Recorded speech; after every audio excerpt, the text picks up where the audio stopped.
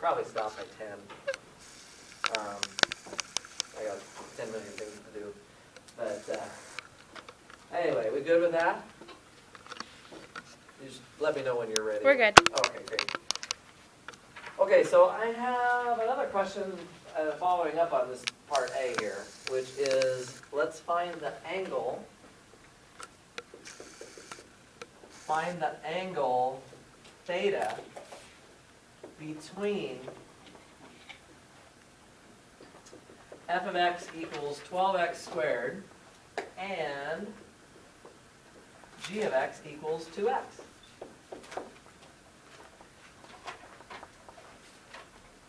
You guys might remember that the whole reason we brought up the inner product at all was that it has nice geometric interpretation, right? It adds some geometry to the vector space idea.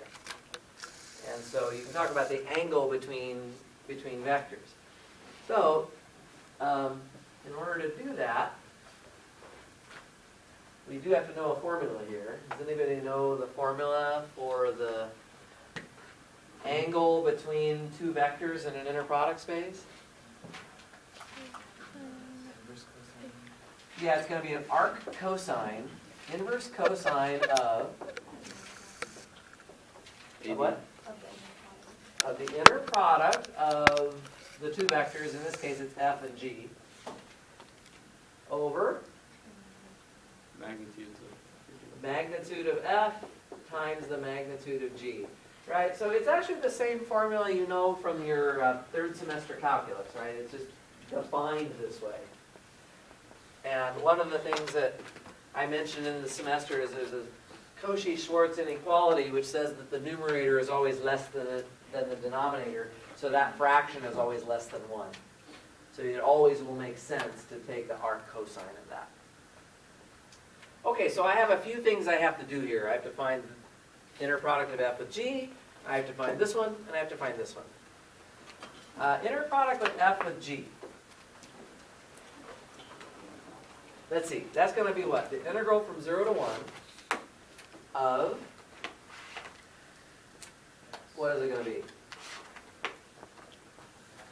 T. We have t, that was given, times? 144x. Go ahead, John. Good question. Is it in forms of t or forms of x?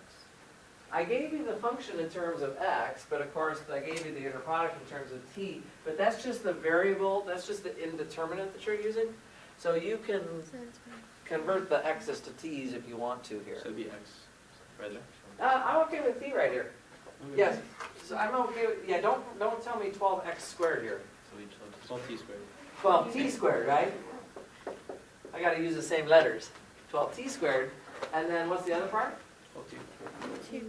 Oh, sorry. 2t. T, dt. So this is 24, what is that, 24t to the fourth? So you integrate that, what are you going to get? 24 over 5, t to the 5. Right, 24 fifths, t to the fifth. Evaluate from 0 to 1, 24 fifths. which comes out to 24 over 5. Looks good to me. Okay. We got that part. Now, how about the formula for the norm of a vector?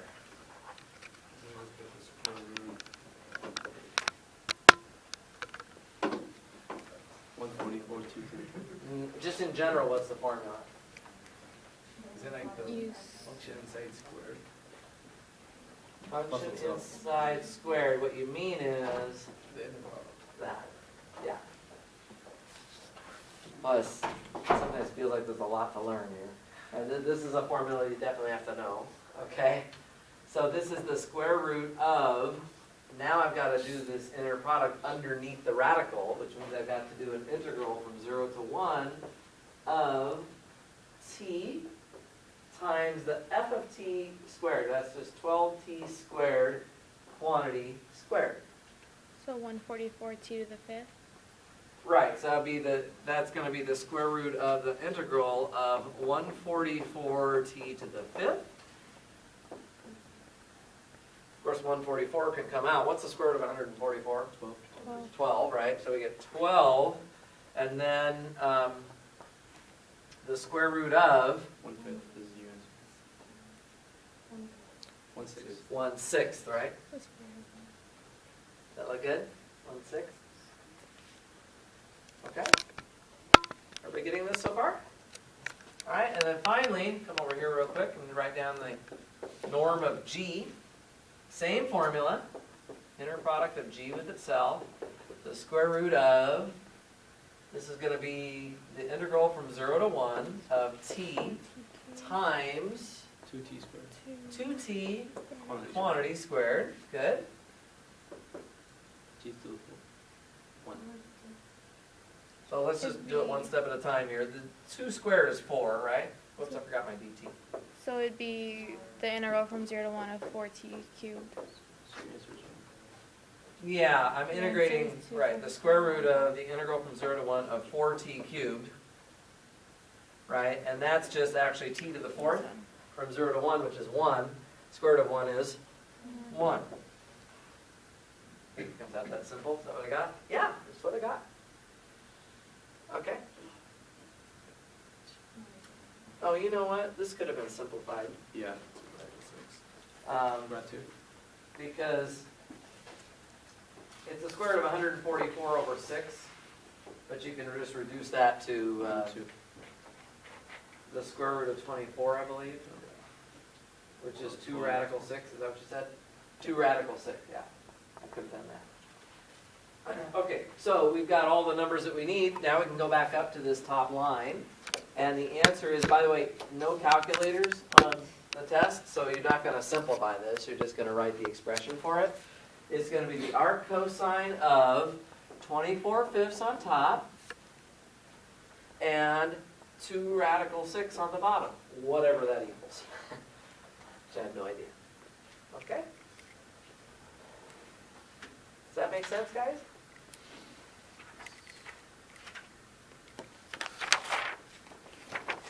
You know, it reminds me, another problem that might be good to review.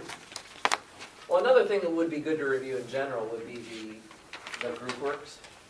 And one of the group work problems that we did, I don't know if you remember, I said, well, suppose that you have an orthogonal basis. I'll come over here and just remind you really quickly. This is not on the review handout, but it's worth mentioning. If you review the group works, you'll run across it and remember it.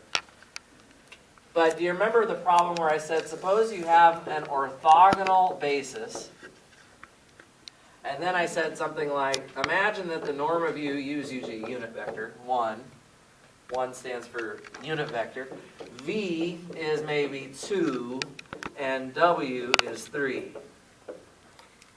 And then I ask you something like, find the inner product of, 7u minus w, comma, 4u plus v minus 2w, or just some weird thing like that, right? I actually like these problems because to solve a problem like this, you do have to know your axioms, because you have to expand things, you have to pull constants out, you have to know their respects addition, right? So on. So you have to know your inner product rules. Essentially, the inner product rules tell you that you can FOIL this out. Okay, so you can FOIL this thing out, and then that's going to give you, in this case, like 6 different terms. Like one of the first term is going to be like 7 times the inner product of u with itself. And then you're going to have 7u with, oh, I'm sorry, that's 7u with 4u. Yeah, I can't. Yeah. Yeah, I can just change that to 28. I'm sorry, 28. Oh, I see this wrong. Right? I'm just You're watching fine. what she's doing here. You're fine. Okay, and then this one, what's the inner product of 7u with v going to be if this is an orthogonal basis? 0. That's the point, guys. Because it's orthogonal, all cross terms are 0. All cross terms are 0, so I only have to worry about u with u, v with v, but there's no v here. And then w with w, there's a minus and a 2, so it'd be plus 2 times the inner product of W with itself. So that becomes 28 times, what's the inner product of U with itself? 1.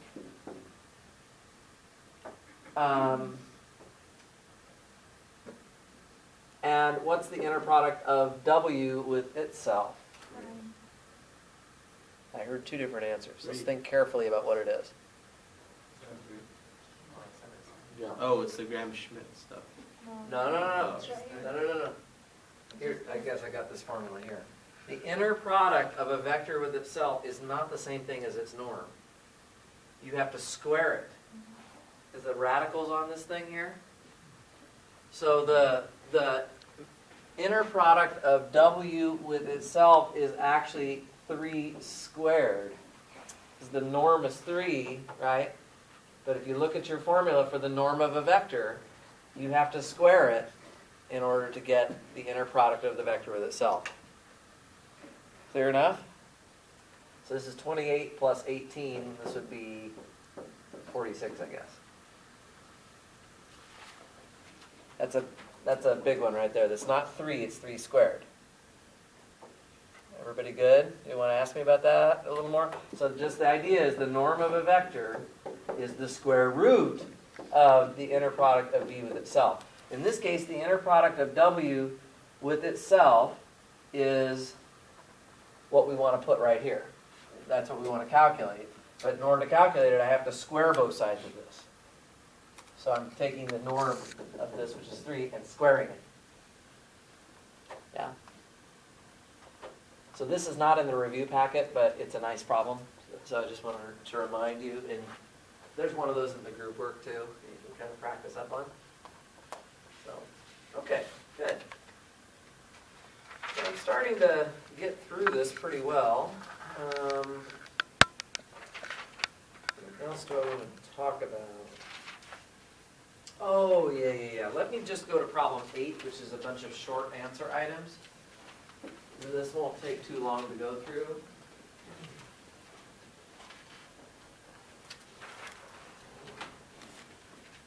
Did you notice on the midterm last night that I avoided all references to true-false questions? Yes. I realized after the second midterm those aren't such a good idea, so I tried to phrase things more clearly. So there is a true-false item in the review sheet, but I'm doing my best to not go that way with my questions anymore. So I apologize for that, but there could be some short answer items or some brief, theoretical questions. It's not just all going to be plug and chug. So here is a nice one. So this is number 8. Part A is saying, give an example of 2 matrices A and B that are both diagonalizable, but, and we've done this problem before, I just want to review it, A plus B is not diagonalizable. So you're supposed to make up an example. And of course there could be lots of examples. Anything is fine that would work. So I want to start with 2 matrices that are diagonalizable, and hopefully after I add them together, the result will be not diagonalizable. Does anybody, well, maybe some of you remember how to do the problem, but does anybody have a good strategy? Yinxing, if I ask you to give me an example of a diagonalizable matrix, is there a good way to do that? That you know of? That you can just do it so it's easy?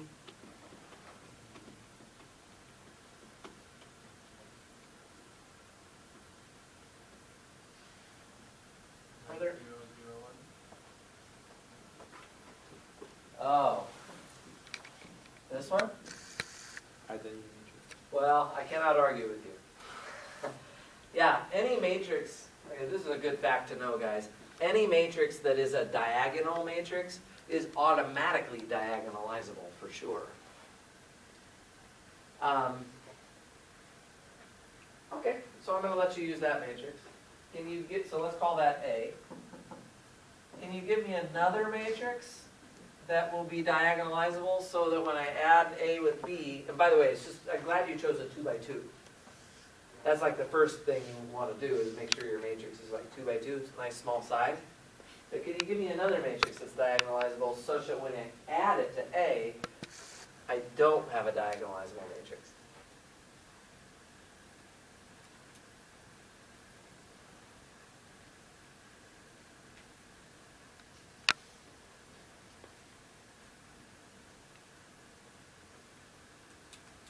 Well, could anybody help us out with this?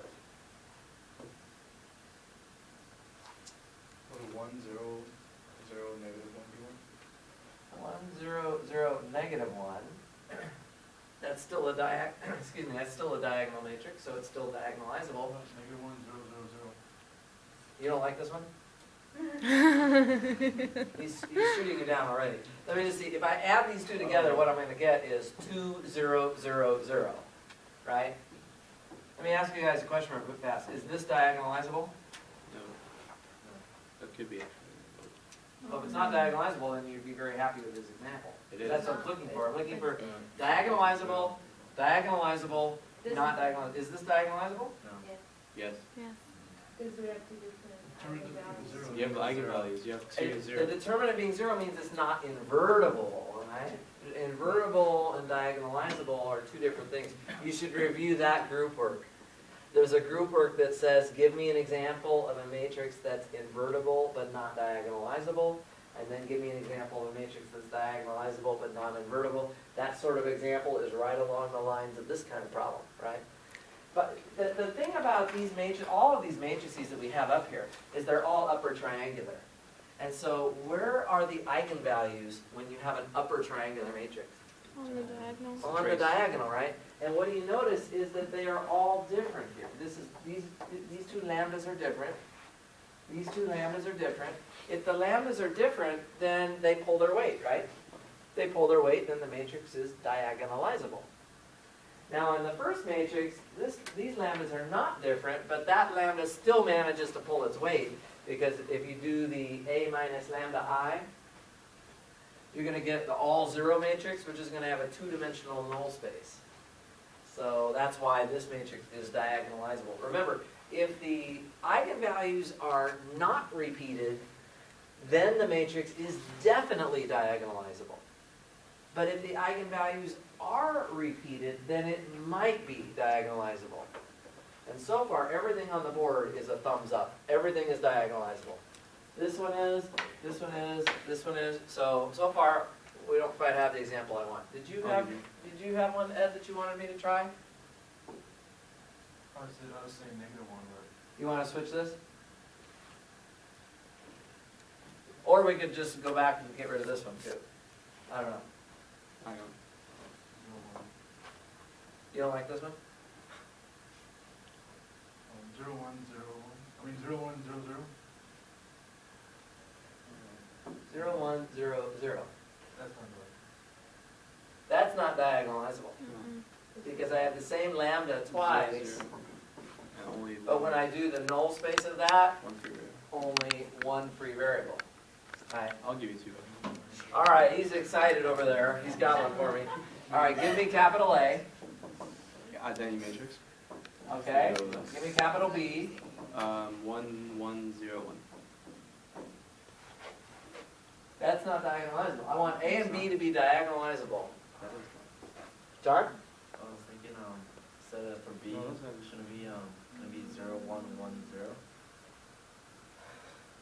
0, 1, 1, 0. Let's see. I'm going to add that all together. A plus B. You get One, one, one, one. This one is, right?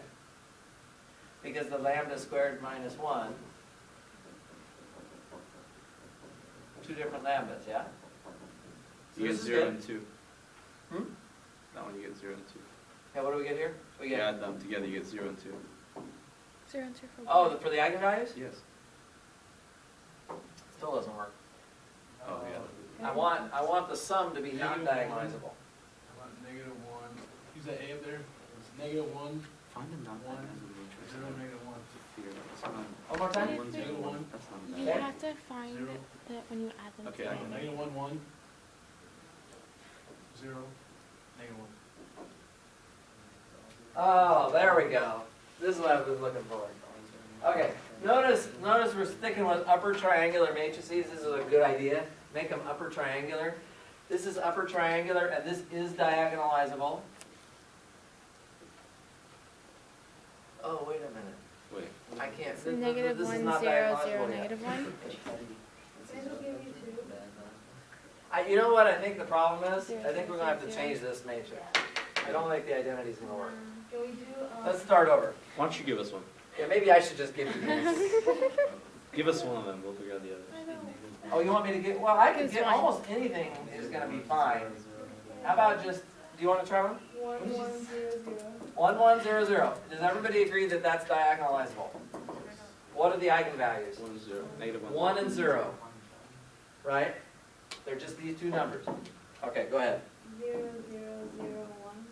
0, 0, 0, 1. Does everybody agree that that's diagonalizable? Yes. The eigenvalues are again 0 and 1. They're just on the main Yeah, diagonal. And when you 1, add them 0. together, see what she did is she made it so that we're getting the same lambda here, right? Same eigenvalue twice, but after you subtract from the subtract 1 from the main diagonal, you're only going to get the one pivot. It's only going to be one dimensional, so it's not diagonalizable anymore. Good? I think that's probably the one I used in the review sheet or the group work or whatever, wherever it was. Okay? Good example there. Okay. So that's one thing. So just review kind of constructing matrices that have those properties and so on. Let me give you a couple more parts here. Oh, I know the one I want to do for sure is part D. I kind of creamed people on this on the second test. I want to make sure we got this down. You creamed this? You got on the test, What? you got on the You said you creamed this? Then it was on the makeup Yeah, it was Yeah. on We all got creamed. and on Yeah, the we all quiz. did terrible on it. All right. True or false? If A is 7 by 9, Oh, God, that's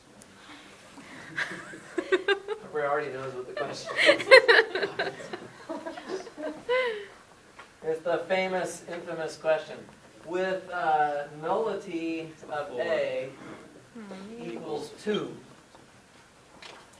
Again, I won't phrase it as true or false, I promise. But for now, we'll do it as true or false. Then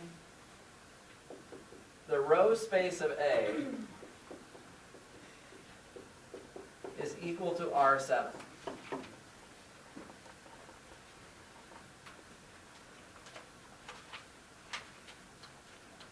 Okay, you ready for my solution? Here comes my solution. The nullity is 2. We have the rank nullity theorem, which says that the rank plus the nullity adds up to the number of columns, which is 9. So therefore, the rank, if the rank plus the nullity is 9, then the rank has to be 7. Okay? The rank is 7. That is actually the number of pivots. Okay, so the number of pivots is 7. And that is actually the dimension of the row space, right? The dimension of the row space is the number of pivots. So the dimension of the row space of A is 7, which is what this says here. It says R7. So the row space of A is R7. Do you like that? Nope. A lot of people liked it the first time. Some people even liked it the second time, but by now, I hope you don't like it. Something wrong. What's the problem with what I just said here? Which step? 1, 2, 3, or 4? 4. Isn't the row Is this space? correct? Isn't the row space a subspace of R7? Yeah. This is correct. Row space is a subspace of R7. Actually, no, that's not correct. I'll get back to you in a second. Okay. The rank is 7. That is the number of pivots. That is the dimension of the row space. Actually, if I ask you for a basis for the row space, what do? you row reduce your matrix, and you just take the non-zero rows in the row echelon form of the matrix, right? So that would, if there's 7 pivots, there's going to be 7 of those, right? So all of these first 3 things are fine, but here's the problem, guys. Just because something is 7-dimensional doesn't make it equal to R7. True. I can give you something else that's 7-dimensional, P6, right? Polynomial. I guess we haven't done much with polynomials tonight, but polynomials of degree 6 or less would be 7-dimensional, right? So you have to be very careful. Just because you know the dimension of something doesn't mean that the space is R whatever. And in fact, when you think about it, here's the reason why I hope people will understand why this is a false statement, is because if you look at the rows, each row has 9 positions in it. So my row vectors they don't even look like vectors in R7. They have 9 slots in them, right? So I would not want to call the row space equal to R7. Now what I could say is that the row space is isomorphic to R7. You remember that word? It's possible to create a transformation that would transform these vectors into R7 in a one-to-one and an onto way, but that's more complicated. Pardon me? Well, these row vectors are not elements of R7 at all. No. All we're saying is that a basis would have 7 of them in there. It's just the only thing that the row space and R7 have in common is the dimension. And if 2 things have the same dimension, if V and W have the same dimension, then you actually can create transformations that go between them. But in terms of like what the vectors look like, the vectors that are in the row space of this 7×9 matrix, right? The row vectors have 9 slots. But I also don't want to call the row space equal to R9. That's also not true, because R9 doesn't have the right dimension. Right? This dimension of the row space was only 7. So it's not, the row space does not equal R7, and it does not equal R9 either. Make sense? People need to ask me about this. Is a perfectly good time to ask. We've had a lot of issues with this particular item. Yeah, go ahead, John. So what does it equal to? What does it equal to? That's a very good question. I'm going to write down the answer. A 7-dimensional, I guess I already said that, subspace of R9. That's what it equals. I'll give you another example. It's kind of along the lines of what we're talking about here. If I gave you this set of vectors, 1, 2, 3, 4, 5, 6, 7, 8, 9, like that. Let's say I looked at all of these vectors that have this form. Would you say that this set of vectors equals R7? Yes. Well, how many slots are there in the vector? 9. 9 Subspace slots of total, R7. so does it equal R7?